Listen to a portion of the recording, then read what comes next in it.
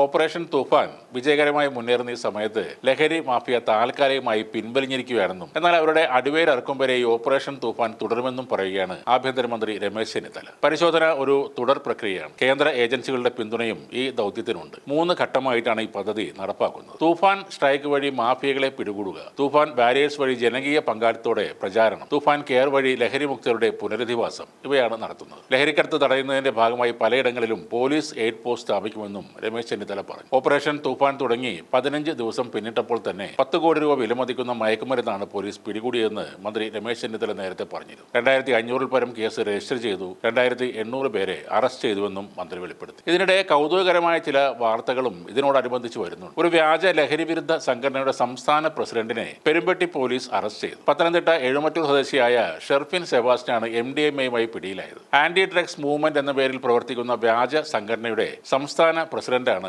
പിടിയിലായ ഷർഫിൻ സെബാസ്റ്റ്യൻ. ഇയാൾ നാട്ടിൽ ലഹരി വിരുദ്ധ പ്രവർത്തനങ്ങൾ നടത്തുന്ന വ്യക്തി എന്ന നിലയിൽ വളരെ സജീവമായിരുന്നു. ലഹരി മരുന്നുകളുടെ ഉപയോഗവും വിതരണവും തടയാൻ പോലീസ് നടത്തുന്ന ഓപ്പറേഷൻ തൂഫാന്റെ ഭാഗമായ ഒരു പരിശോധനയിലാണ് ഷർഫിൻ സെബാസ്റ്റ്യന്റെ അറസ്റ്റ് രേഖപ്പെടുത്തിയിരിക്കുന്നത്. ജില്ലാ പോലീസ് മേധാവിക്ക് ലഭിച്ച രഹസ്യ വിവരത്തിന്റെ അടിസ്ഥാനത്തിലാണ് പ്രതിയെ പിടികൂടാൻ കഴിഞ്ഞത്. പെരുമ്പട്ടി പോലീസും ഡാൻസാബും സംയുക്തമായി നടത്തിയ പ്രത്യേക റെയ്ഡിലാണ് ഇയാൾ വലയിലാകുന്നത്. പ്രതിയിൽ നിന്നും 1.5 ഗ്രാം MDMA പോലീസ് കണ്ടെടുത്തു. പുസ്തകങ്ങൾക്കിടയിൽ അതീവ രഹസ്യമായി ഒളിപ്പിച്ച നിലയിലായിരുന്നു ഈ ലഹരി മരുന്ന് സൂക്ഷിച്ചിരുന്നത്. ഇതിനോടൊപ്പം ലഹരി മരുന്ന് വലിക്കാനായി ഉപയോഗിക്കുന്ന പ്രത്യേക ഉപകരണങ്ങളും പ്രതിയുടെ പക്കൽ നിന്നും പോലീസ് സംഘം പിടിച്ചെടുത്തിട്ടുണ്ട്. ലഹരി വിരുദ്ധ പ്രവർത്തനങ്ങളുടെ മറവിൽ നടന്ന ഈ ലഹരിക്കടത്തിനെ കുറിച്ച് പെരുമ്പട്ടി പോലീസ് കൂടുതൽ അന്വേഷണം നടത്തിവരികയാണ്. അതേസമയം സംസ്ഥാനത്തെ ലഹരി മാഫിയക്കെതിരെയുള്ള ഓപ്പറേഷൻ തൂഫാൻ വേട്ടയ്ക്ക് പിന്തുണ പ്രഖ്യാപിച്ച് കോൺഗ്രസ് നേതാവ് K. സുധാകരൻ MP കൊച്ചിയിൽ വിളിച്ചു ചേർത്ത യോഗത്തിൽ കുപ്രസിദ്ധ ക്രിമിനൽ കേസ് പ്രതികളും മുൻ ഗുണ്ടാ നേതാക്കളും കൂട്ടത്തോടെ പങ്കെടുത്തതും വലിയ വിവാദമായിരുന്നു. പുതിയൊരു രാഷ്ട്രീയ ചർച്ചയ്ക്ക് ഇത് വഴിവെക്കുകയും ചെയ്തിട്ടുണ്ട്. K. സുധാകരന്റെ ഒരു തൂഫാൻ ബാരിയർ കൊലപാതക ശ്രമത്തിന് പിടിയിലായി എന്ന വാർത്തയും വന്നിട്ടുണ്ട്. പിടിയിലായത് കൊച്ചങ്ങാടി സ്വദേശി ഷിബു എന്ന മുഹമ്മദ് റിസയാണ്. മട്ടാഞ്ചേരി ബാറിൽ ഇന്നലെ ഷിബു ഒരാളെ ക്രൂരമായി ആക്രമിക്കുന്ന ചില ദൃശ്യങ്ങളും പുറത്തു വന്നിരുന്നു. ഓപ്പറേഷൻ തൂഫാൻ ജനകീയ മുന്നേറ്റമാക്കി മാറ്റാൻ സമൂഹത്തിലെ